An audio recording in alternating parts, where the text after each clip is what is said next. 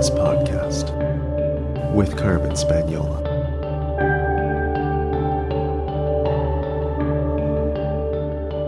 Hi there, and welcome to the Luminous Podcast, where we have interesting conversations with everyday folks about the mystery of life. I'm your host, Carmen Spaniola, joining you from the lands of the Lekwungen-speaking peoples, the Songhees and the Esquimalt First Nations, recently known as Victoria, BC. I posted a meme a while back. If you don't follow me on Instagram, you may not know that most Saturdays I do a meme train, a meme roundup, just for some humor. And I posted a meme a while back that said, if I am Googling symptoms and the treatment says mindfulness, I know there's no treatment for my condition. And I laughed, but like, for real, can't we do any better than this? It is a bit ridiculous how often mindfulness is recommended for severe physical and mental illness. I want to have a real conversation about this in the context of the pervasiveness of burnout and the gaslighting of the wellness industrial complex, if we can call it that. If you're a regular listener, you know we've got a beat on this. We have a clear line of sight on patriarchy and capitalism, and we've long been well aware that they are the underlying cause of burnout, as is white supremacy, as is ableism, all of it. Clearly, self-help and meditation isn't enough. We need an entirely new civilization. And yet, there is something to it, isn't there? Meditation, mindfulness. I mean, I would be awfully ignorant if I didn't recognize that a millennias-old practice probably has some merit, right? The benefits of meditation for our overall well-being and in support of our restoration of the nervous system, those benefits are clear. I'm not up to date on the most recent studies, but I feel like 10, 20 years ago, a bunch came out. But regardless, the benefits are there experientially, if not always empirically. And here to muddle through with me on this topic today is my dear friend, Annie Bray. Annie is a longtime meditation teacher and a bodywork practitioner. As a massage therapist, she's also a somatic coach and one of the guides in the Numinous Network. Annie leads monthly polyvagal theory-informed meditation sessions. An interesting thing that maybe not everyone knows about Annie is that she also studied with Joanna Macy, the founder of Work That Reconnects. And we invoke Joanna Macy here as a muse in this conversation, reflecting on her spiritual leadership as a woman in later life. The topic of burnout has been up in the Spanderson household since my husband has been out with that for a while. If you listened to our 4-part mini-series, Portrait of a Marriage, you heard us going through some tender conversations about that. But I'm noticing it and have noticed it, certainly since the pandemic began, but it is ever increasing. It's not like we've gotten used to living in the post-pandemic world. All of the problems that were pre-existing have gotten worse. So I think it's important that we start to name it and start to get real about what can we actually do. So Annie, what identities do you lead with?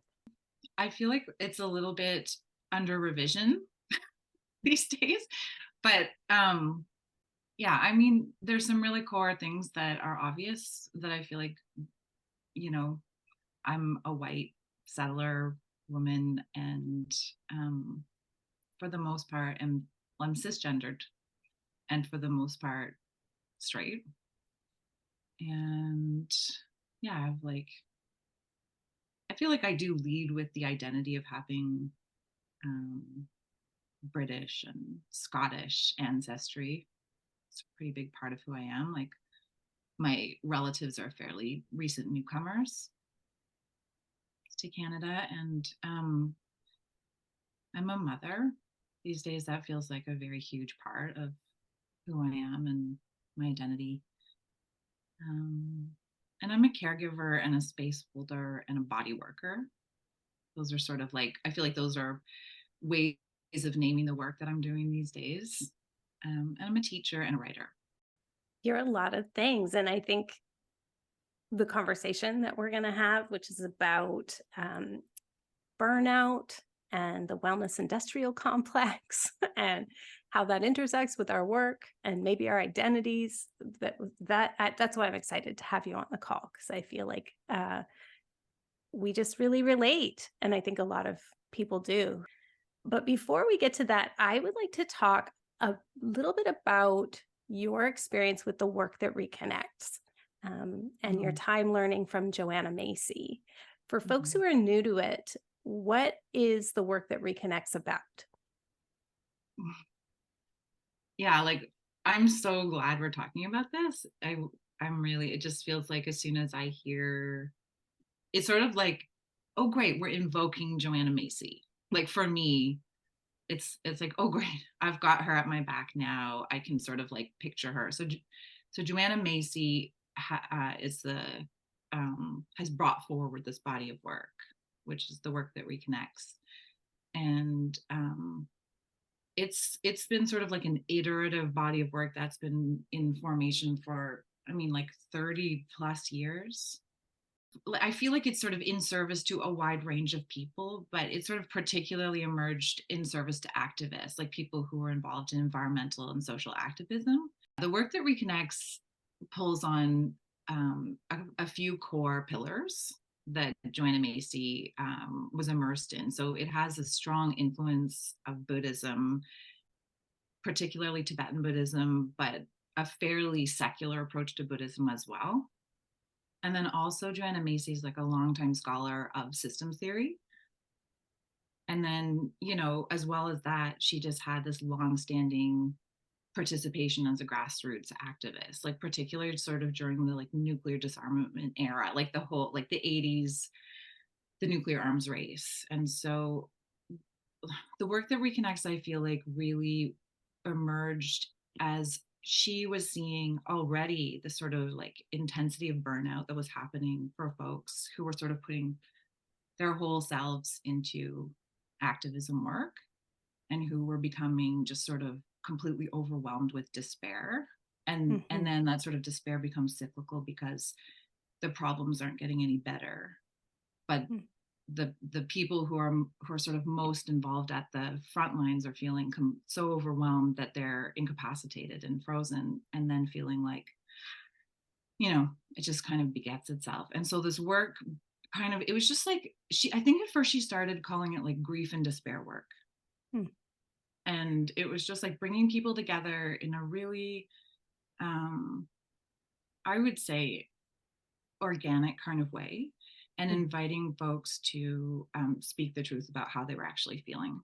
And then Mm. gradually really starting to get like a feedback loop of like, okay, this really helps. There's something really magical that's happening here, where when we turn towards the pain that we're feeling and we create some space, some caring, sort of contained space to acknowledge, what we end up feeling is a sense of being seen and being met, and we're able to process and digest those feelings and then use it, we become capacitated again, and we feel like we can continue, Mhm. so I mean, yeah. How did you meet her? Like, you were a lefty green environmentalist, I guess? Yeah, so because of how I roll as like,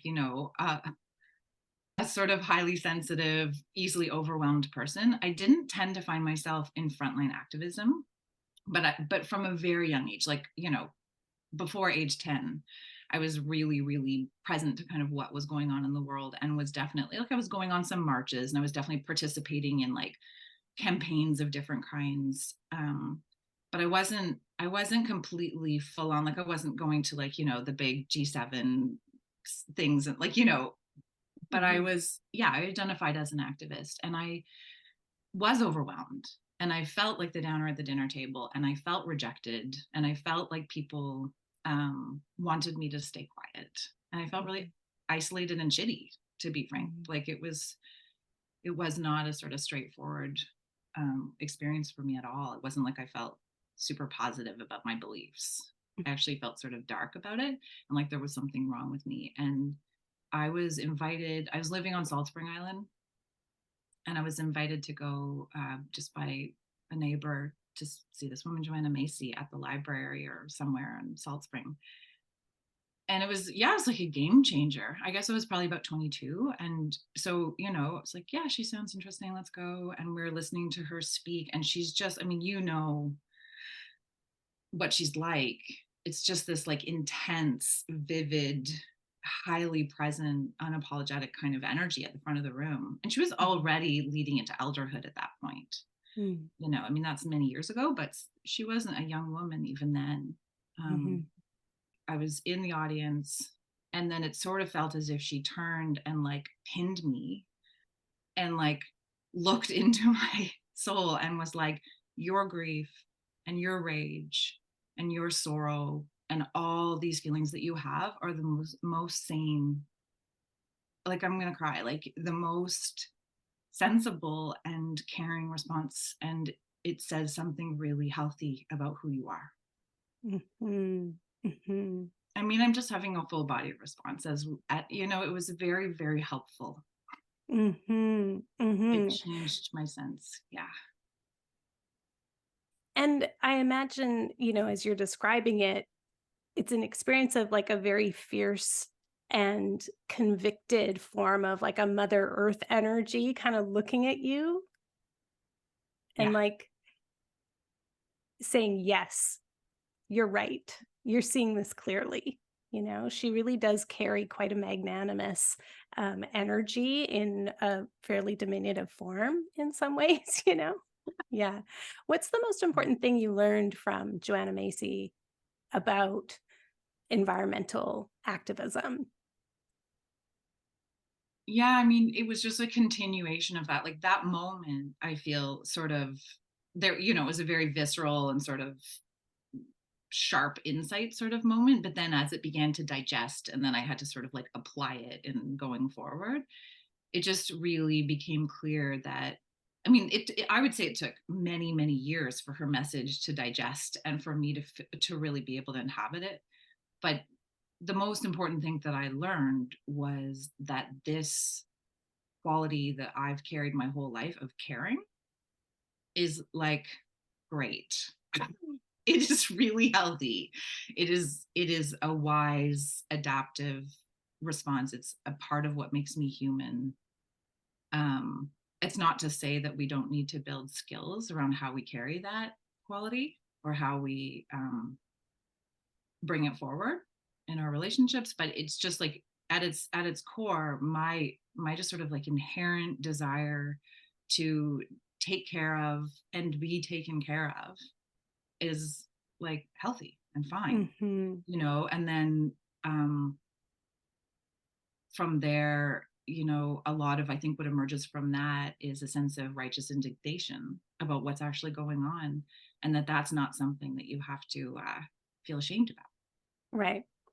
So the work that reconnects as you say, it's a whole body of work, and you could think of it as a toolkit. And there's workshops that people can take who are, let's say, like general public, and then people who are kind of more frontline, and you can become a facilitator, and so there's like some very specific tools that I think are seen throughout wellness and healing, not just the environmental movement. There's a lot of crossover, and certainly with spiritual self-help, like you say, the sort of secular Buddhism. And so she has a very robust body of work. But what would you say you have learned from Joanna Macy about being a woman leader who is an elder, like a public figure as an elder and a woman steering her career, like her body of work? Yeah, I love this question, because I feel like in a lot of ways, my connection to her across these decades, and then more recently having studied with her more intensively, like within the last 10 years, like it has stood me in such good stead as I've participated in the online learning world, which is, so complex and changeable. And I feel like there's always been this underlying, like, having her as one role model to look at, because I mean she predates that whole phenomenon of like online learning and online, Right. but She's that whole kind of like Hollyhock, Esalen, yes, Kripalu, Omega Institute, that kind of, yeah, we used to see those ads in the back of Spirituality and Health oh, magazine or whatever, Yoga Journal, right? oh my god, yeah, flashbacks.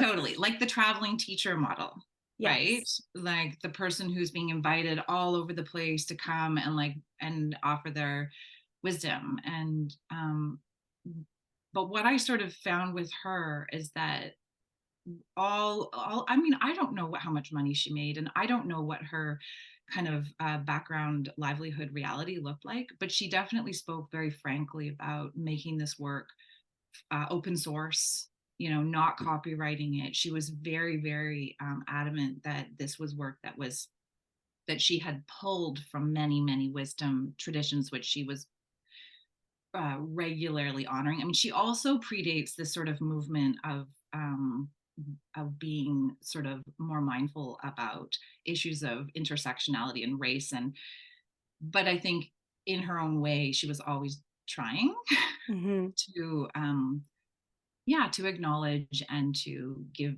due respect where, and she also I feel like, in terms of her career and steering her body of work, there's just some way she's always maintained, I feel like, a certain amount of dignity and self-regard and unapologetic, like this is who I am, and has shared quite freely her stories. But there also seems to be a privacy and a sense of like, I'm also I'm my own self. I can keep some of myself for myself. And I've Mm. always really appreciated that because, she shares in her memoirs some very personal details about her marriage and her experience as a mother and a whole range of things. But it never felt to me like she was giving herself away. Right. And yet her name is it's well known and linked to the work that reconnects. You don't not know really where the work that reconnects comes from. Yeah. And yet at the same time, you don't think Joanna Macy, public figure, like she kind of goes with the work. There's like a really nice companioning between her and the work where she has seemed to manage to avoid the whole teacher on the pedestal and like culty dynamics as well, which is something I've appreciated about that body of work. Yeah. I have been so proximal to a number of other communities, bodies of work, or communities of practice where it has felt really so problematic. And I agree with you completely. Like the way that she's been able to walk that line has been yeah, it's been impressive. Mm-hmm. And so I feel like I do carry that with me. As I mean, I feel like squarely in midlife, elderhood is still on the horizon. um but there's a way that, without putting her on a pedestal, as you say, I have her in mind, you know Mm-hmm.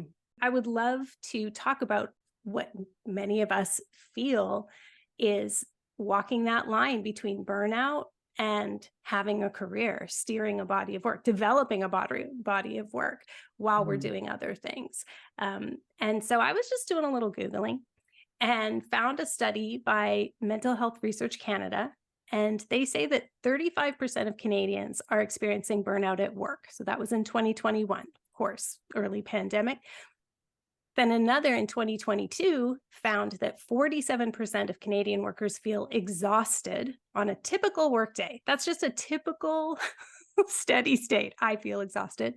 And then another study, and this one in 2022, found 84% of workers at Canadian organizations with 100 or more employees are suffering from career burnout, not just situational. And of those, 34% report that it's high or extreme. And then, of course, there's sectors that are even higher than that, which you would expect, like healthcare, probably teaching. I didn't see them mention that, but I bet. So it's been 3.5 years of this pandemic. It looks like it's here to stay unless something like truly miraculous happens, which I would love, praying for it all the time, but think it's here to stay. And I'm just not really sure we have like the psycho-spiritual tools to cope with this. I think things like the work, things like mindfulness, that's helpful, but it just doesn't seem like it's enough. Like, and those of us who are living in late stage racialized capitalism, which is like most of the planet, we need more. um, so before we kind of get to the like, what do we need or what do we have, even just how resonant is this for you? Like when your client work and from your personal experience, how much do you think of this burnout is actually really related to ecological grief and existential despair and the kinds of things that Macy has been pointing at since the 80s? Mhm. Yeah, I mean, so at the root of your question is like how much of this resonate or is resonant? Yeah, like all of it is resonant. It's I mean, to sort of quote some of your language back to you, like we're in dilemma territory. I mean, like that is such a supportive and helpful phrase that I carry with me. So thank you.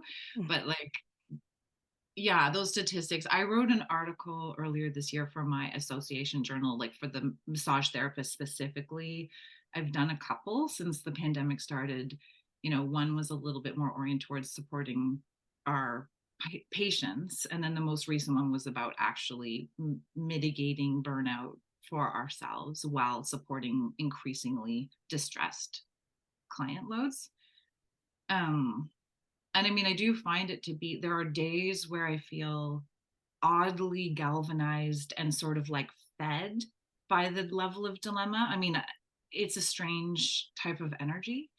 And then other days where it really, it does become like the despair truck parked on the chest, right? Because I mean, those statistics, I mean, are real and you can dig up more and more of them and you can look at them across the world and in different industries and we know that in a lot of cases there's I mean like within let's say the healthcare world they're just sort of I don't know if you think they're at kindergarten level in terms of actually acknowledging like the depth and breadth of what these problems really entail and so they're still throwing these kind of like circa 2015 type interventions at people and I think so I'm working with a small number of one-on-one clients which is also like you know tricky because that can only go so far but my sense from the people that I'm talking to in healthcare and in teaching, because I'm crossing paths with them as well,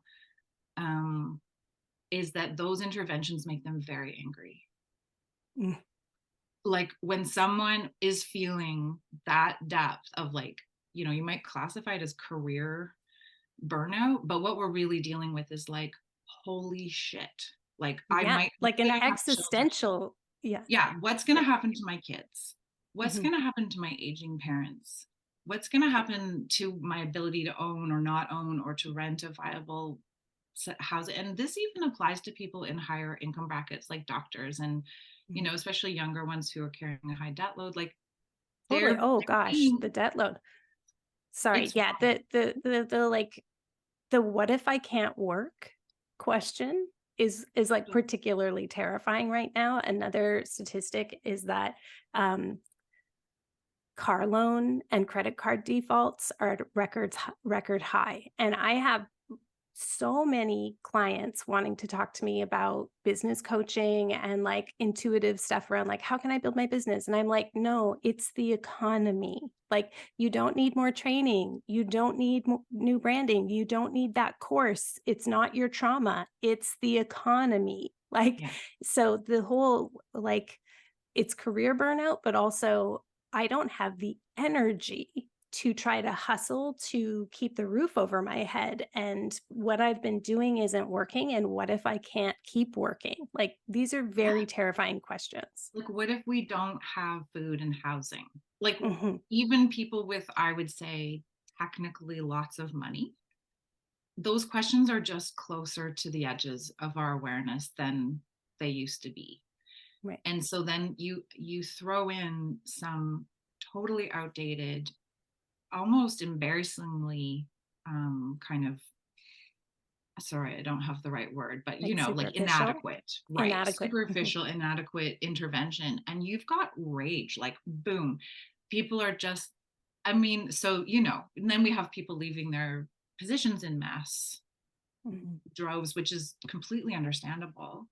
mhm, So yes, it resonates with me a lot. I think burnout, I mean, I'm really interested in sort of some of the conversations, like for example, like the Nagoskis, like mhm, talking about like, hey, can we please take the term burnout out of like the paid work sphere and really apply it to folks who are most oppressed and who have been groomed from childhood to provide low or no pay work.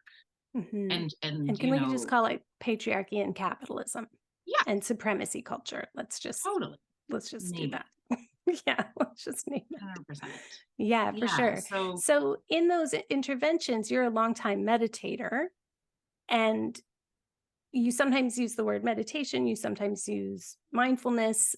I want to ask you, like, let's talk mm, about the rage around those things. But first, what's the difference between mindfulness and meditation? And like, give us a sense of how you got into it, why, what your experience is, and how you've stuck with it for so long. Like, given what you've just said, I want to move us towards, so why do you still do it? yeah. Okay. Yeah. I mean, there's a few questions in there. So the first one I think is great. Like differentiating between mindfulness and meditation is like really important because I do think we end up sort of weirdly talking about them as if they're kind of the same thing, and it's just not. And mindfulness, I mean, again, okay, obviously books and books and books have been written and people are scholars of this, and I'm not trying to make a definitive definition here, but just in a very sort of straightforward level, my sense is that like mindfulness is a state. It's a state of being. When I would consider myself to be in a state of mindfulness or not, or some on a spectrum. It's not one or the other. And meditation I consider to be like a technique or practice, a tool. It's a thing we can do. And perhaps if we're using certain kinds of meditation tools or techniques, they can be in support of mindfulness. Mm, But and I can say a little bit, I mean, so mindfulness is a state. The state that we're talking about is it's like intentional presence. It's like being in present in the moment and knowing we're present in the moment, and mm, like uh doing things to maintain that. And so um the other thing that I think that's really important to say about mindfulness is that my like growing understanding and belief is that mindfulness is an intrinsic state that arises naturally in the right conditions. mm, So like it's not something that's absent and we have to go get, and then we're bad and wrong because we haven't somehow like meditated enough. mm, Actually, meditation is a really cool thing, but a lot of times all across history, it's really only a certain elite group of people who have time and who are even given access to the tools to meditate. And so it really is important to name that doesn't mean all the people who had no access weren't mindful or mhm, haven't had. And it makes so the sort of way that it naturally arises is when we're adequately well met, which really makes me think of kind of attachment speak. Like, it doesn't have, when we have attuned presence enough time from a parent, it's like whatever, 30%, or, that whole good enough mother Winnicott kind of idea, like that it doesn't have to be perfect. I sort of see it the same way. Like if the conditions of our life they don't have to be perfect, but if they're adequate and we're adequately well met, we tend to just naturally begin to show up with sort of this intrinsic mindfulness that allows us to have a sense of curiosity and like to feel a bit more pro-social and connect to our environment, and then things kind of really go well from there. mhm. Yeah. And so I posted a meme a while ago that kind of went something like, if I'm Googling a question about my health and I see mindfulness, I know there's no treatment for my condition. which just cracks me up because, Yeah. I'll go to these dysautonomia international annual conferences. There'll be like 30 illustrious, doctors from Johns Hopkins, Mayo Clinic around the world. And they're talking about autoimmune disorder and, postural orthostatic tachycardia syndrome and all these like terrible, terrible conditions and then there's always one that, is kind of like doing the, well, in our defense, medicine doesn't really have any solutions. Like we haven't cured cancer, we still have heart disease. So the fact that we can't cure your autoimmune, like there's always kind of one that's like, here's the non like medicinal or like here's the non-pharmacological interventions, here's the sort of therapeutic things, and it's all mindfulness, presence, walking, time in nature. And like every doctor essentially when you ask them, so like what's the treatment, doc, for these like very severe life altering conditions? And now we see that essentially like, oh, long COVID, as we've been saying in the Numinous Network since like spring of 2020, it's dysautonomia.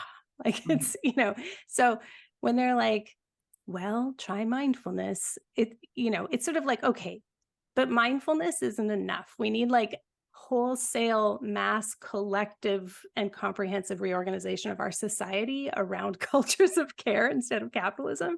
But since we don't have that, we have mindfulness. And so what would you say is like the value of that? How do you hold that now, given that probably a lot of people are very pissed when they're told like, yeah, we have mindfulness for you, burnt out teacher or person suffering a life altering disorder?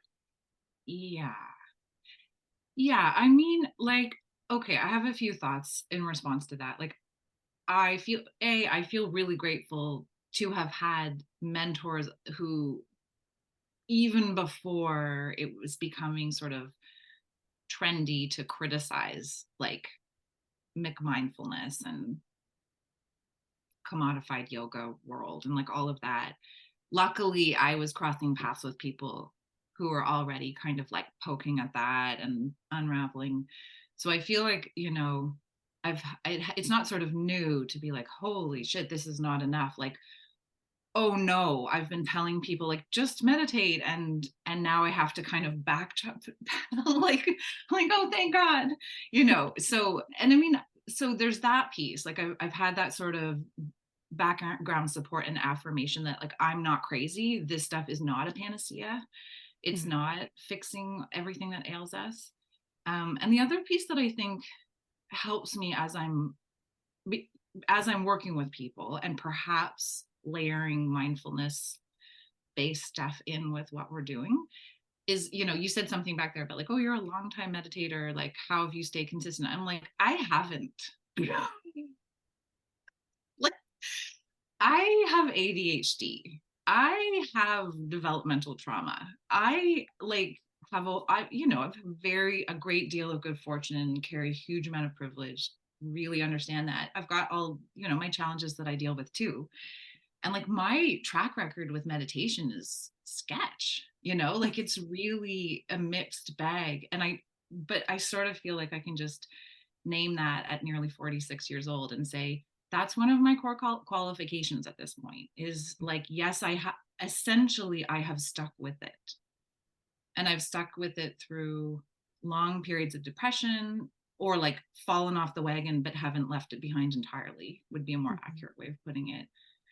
And I've stuck with it when my primary meditation um, mentor like died from a drug overdose, and I had no idea that he was actually suffering from mental illness, and then had my whole underpinning of like what we're even doing kind of Yeah. pulled out from underneath me. Like there's it's not been like an untested relationship.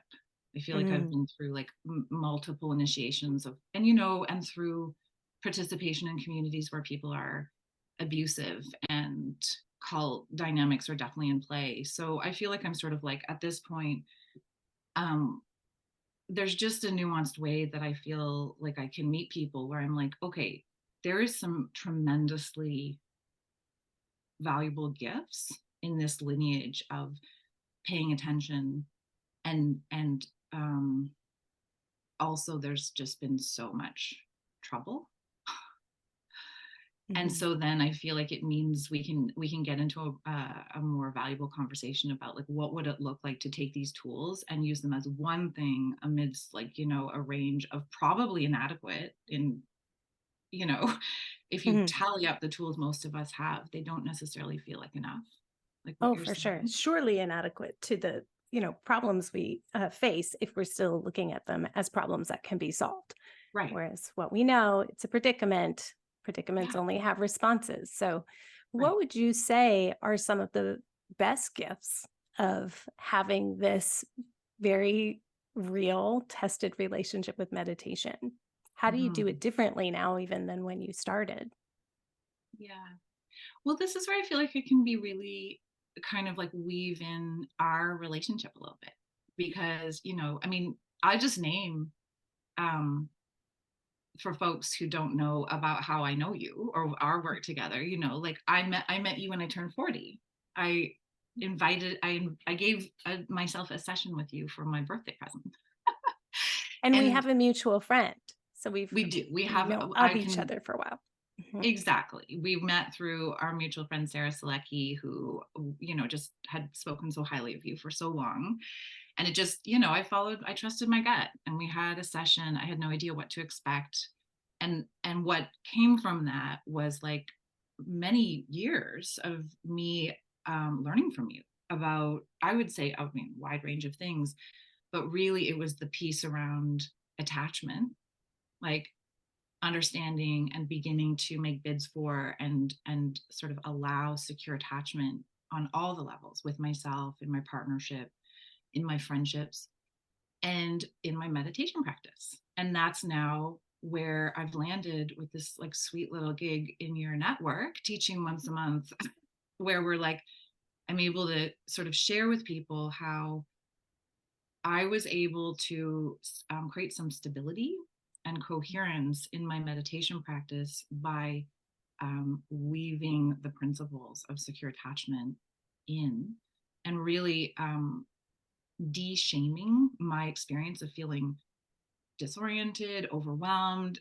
distracted, like avoidant, and now know that in order to come to my cushion or engage in any sort of like meditative practice, I need to sort of do a few pre-practices Mm. in order to just acknowledge my mammal body and my need for safety and my fear of being alone, my fear of like falling into the abyss of my unconscious, Mhm. all sorts of stuff, right? So it Mm. really feels like I've been able to experience a sense of safety, which then means I can kind of get down to the like nuts and bolts of staying present with my breath for like 10 minutes or 15 minutes or however long I practice any given day.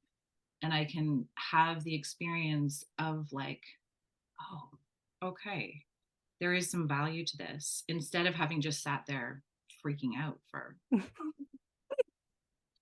Or yeah, getting pissy with yourself for thinking about something else or, thinking about what yeah, you're going to do after this, right? Those are like yeah, such really common things is the critical voice. yeah. And yeah, and so often I don't know, like I guess drawing on my experience in the 90s with trying to meditate, which it was like, Hmm. just let those thoughts go, just let them go by. And it's like, Oh yeah. actually, that thought is coming from a very particular like abandonment wound or a very particular, yeah, attachment need or some other kind of need. And so I really appreciate bringing that um, awareness into like even before you start. So, okay, so burnout, it's a thing. It's more than just our work. We have these tools, they're inadequate, but there's like some real value there. But when you're working with particularly women who are in these sandwich years, managing relationship with kids, with the aging parents, we've already established we all pretty much, anyone listening to this show probably really needs to maintain a job just to keep up with the cost of living. Um, there's even the single income household is one of hustle. I can tell you that right now because I have a partner who's home with burnout. And so it's like, okay, I can do this, but like those other responsibilities don't go away, right? So where do you even begin to help people stay afloat when it just seems like capitalism and patriarchy have us like right where they want us, which is on the treadmill? Like, where do you start with people? So, I mean, this definitely links back to what I was saying earlier, where there's that sort of strange combined experience of acknowledging the impossibility of the situation and the despair. I'm talking about for me. I'm not even getting to the people I work with yet. I just mean like as I consider doing this work.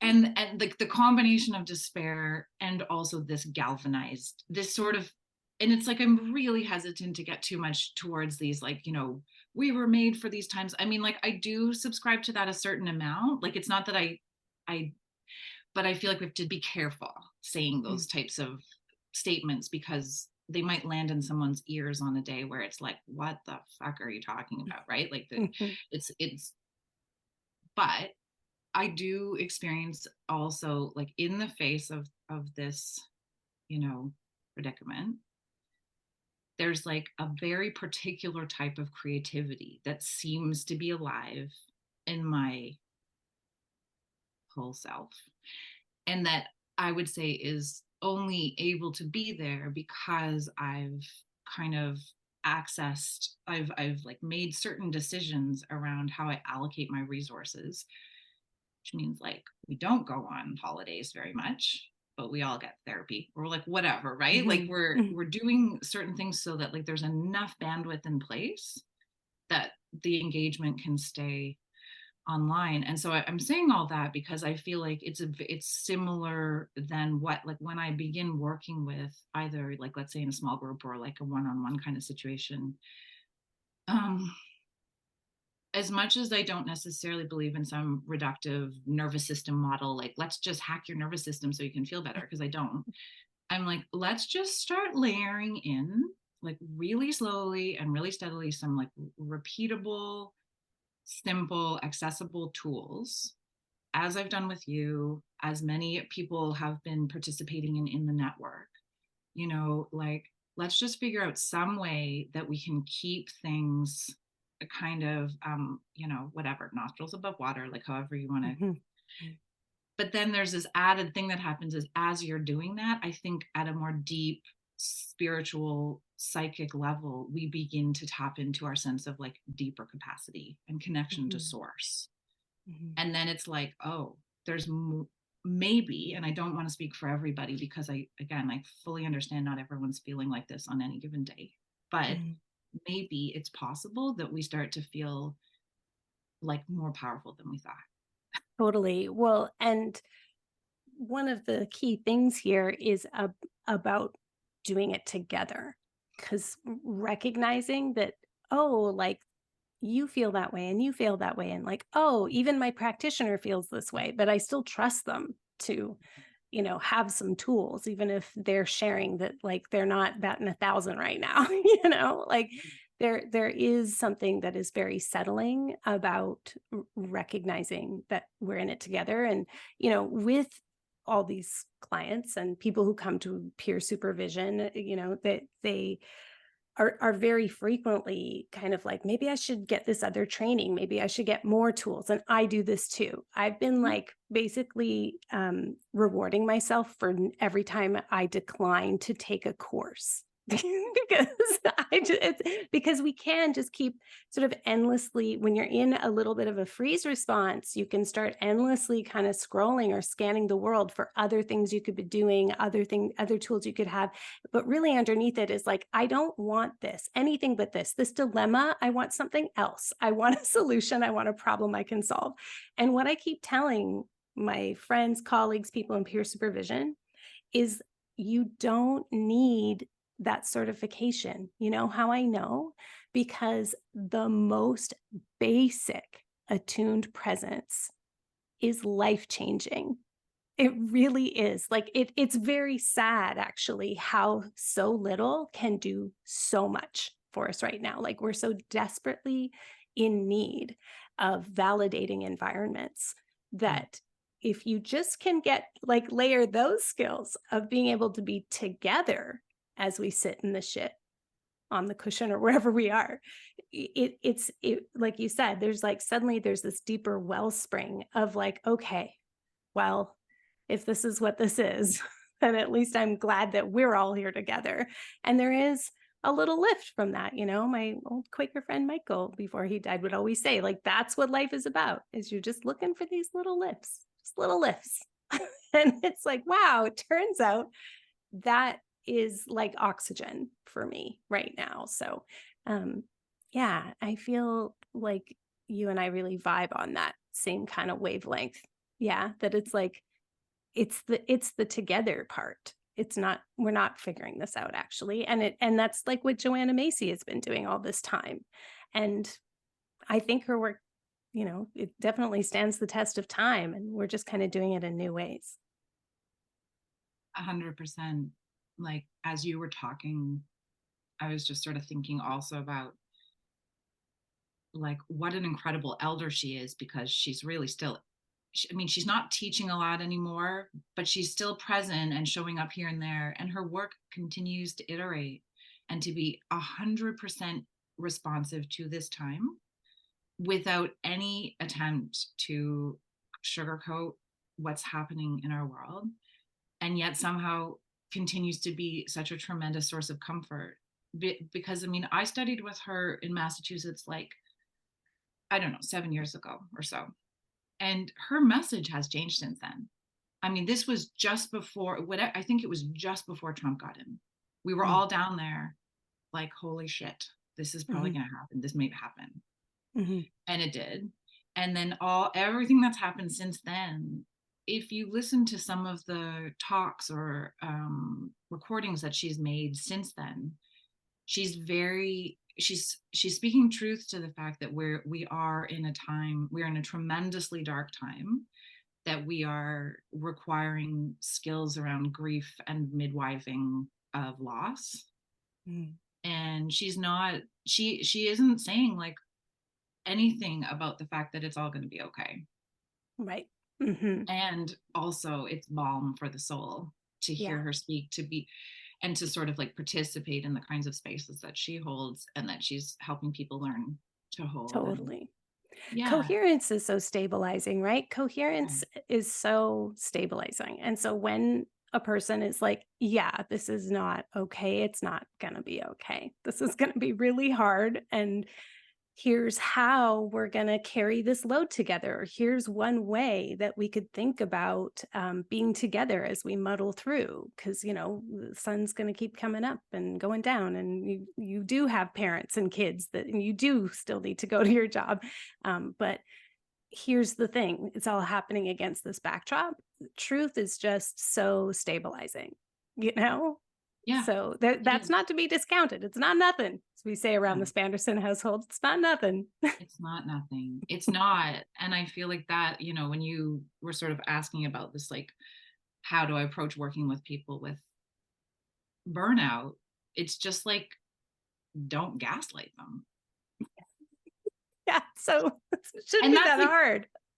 You're like, that's so sad. So little it's so sad, but it's like that alone creates the context for people to be so grateful. I'm like, that's not really enough to be grateful for. That's just like the baseline. But it's a really foundational part of the work, is just to be like, I see you, I hear you. It is really hard.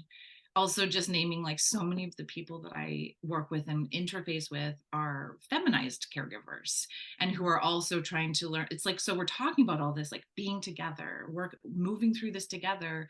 I just really want to name that for some people, a huge part of their burnout is gender related, overgiving, or and so it's like there is some real friction there around sort of like the advice to say, let's all stay in this together, when there's a whole bunch of midlife women I know who are like, get me out of here, I need to go stay in a cabin in the woods for a year. Totally. The emphasis on community, is like high pressure. It's high pressure. Oh my goodness. And actually Shauna Jans has been previous guest on the show and great grief worker has been talking about that very openly too. Like a lot of people actually, not only is community not necessarily safe, but it's just not available.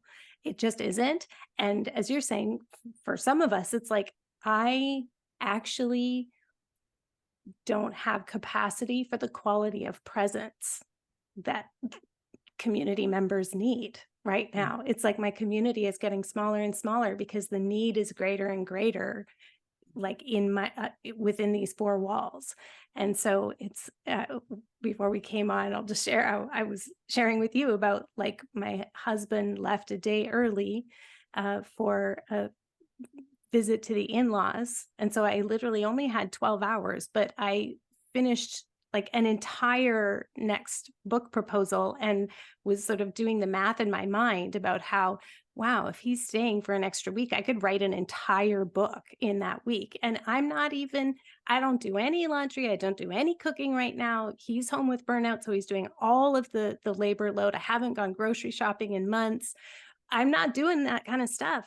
But the amount of attention and emotional presence and tracking and just attention that's required to help people who are burnt out feel like heard, seen, cared for, attuned. There's just such a high level of care that it's almost incalculable until I get this like direct feedback that it's like, oh wow, I accomplished more in a day, 12 hours, than I've been able to accomplish in 6 weeks just by having like unbroken time where I'm not responding to texts and checking in with friends and attuning to, what my husband needs and what's going on with my kiddo and how are they doing. Like, it's a lot. Everyone's going through a lot. And the feminized labor is like so invisibilized until suddenly it's not, you don't have to do it. It's like, oh my God, this is the best. Yeah. And even then, I think it takes I feel like it took me many years of the phenomenon of getting a couple of days to myself and feeling like a brand new human. Yeah. To really start to allow myself to head on look at like, what was that truly about? Like, Yeah. what has been normalized here and how unacceptable it is, and Yeah. again, we're back in dilemma territory. Like most of us are not going to get sort of like adequate solutions to this anytime quickly, but it's similar to looking at, something as gargantuan as climate change and what we're going through collectively, looking at what's going on in our own life around our personal burnout and the relational care that we're providing. For me, at least, and I find often the case with other people, is like looking at it head on and naming it. It's hard, but it actually feels lighter load to carry when I'm calling it what it is. Yeah. Than when totally. it's kind of like dogging me. Totally. So Annie, how do you cope with your own grief and rage? I love this question. Yeah, I feel like in a lot of ways these days, it's the same as like many things that I'm trying to do a good job of. It's kind of scattershot, but I feel like it's worth naming that, my grief and rage, which have been with me for a long time about a lot of things, these days, it feels like some combination of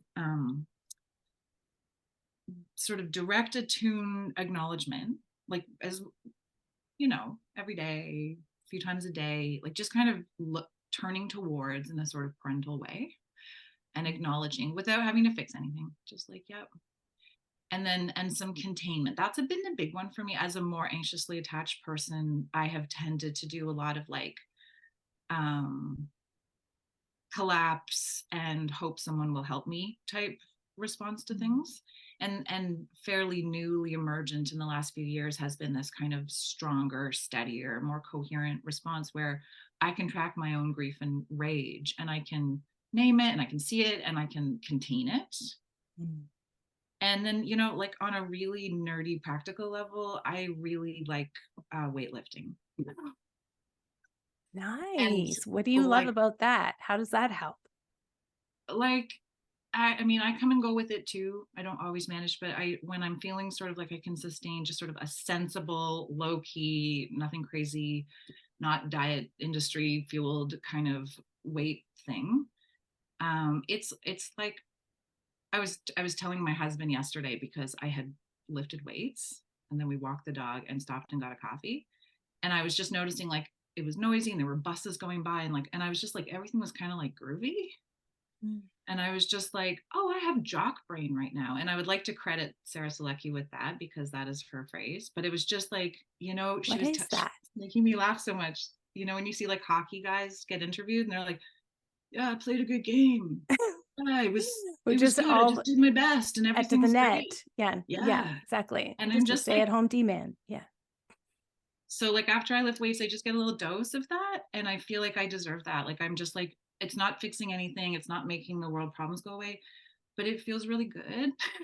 And it just Right. gives me like a little, and I mean, I think I build capacity too. And there's like a whole slew of things we could talk about. But I really feel like giving myself that little moment of just like whatever those hormones are is really nice. I love it. I love it. And I even just thinking of you feeling strong makes me feel strong. Right. Makes me be like, okay, I want to get back to the um before I broke my foot. I broke my foot Yeah. like a month ago, Gosh. thinking it was sprained, walked around on it for a couple months. Turns out it was broken. It's getting Yeah. better now, but before that I was doing the lift as much as you can but just a couple times kind of Yeah. thing. It's like a, yeah, Nassim Taleb kind of style of like, I can't remember what like the technical name is for it. And like moving towards wall sits, just like do it for as long as you can till you're like gasping, but it only takes 2 minutes. Uh-huh. That like that feeling of like, yeah, I want to get strong. It also does help you connect with the stable structures of your own body. And so, yeah, Mm-hmm. it feels really good to hear you say that. I'm like taking it all in and feeling better myself. It's a tricky one because as a person who works with people at the body level hands on and like in a more dialogue and sort of like coachy kind of way, I really I'm mindful, I'm careful about prescribing any amount of like extra work for anyone these days. I always have been careful, I'm very careful now, but like if I could find a way to like wave my magic wand and make it doable and easy for like everyone, but especially feminized midlife people to get a little like load into their tissues, Mm-hmm. I would really love that because it does change things on multiple levels. And I just think it's like an input that is valuable, you know? Totally. We went to, we just got our first Costco membership in the Oh last God. year. Kind of feels like a, yeah, I know it's overwhelming. We're like, we hate it there, but it was like for particular business purpose with Quest. And then we were like, I got it. okay, No this judgment. is, I have one too. I got yeah. But now we're like, oh, look at all the cheese here. Like there's just all these like food things that we kind of didn't really think about.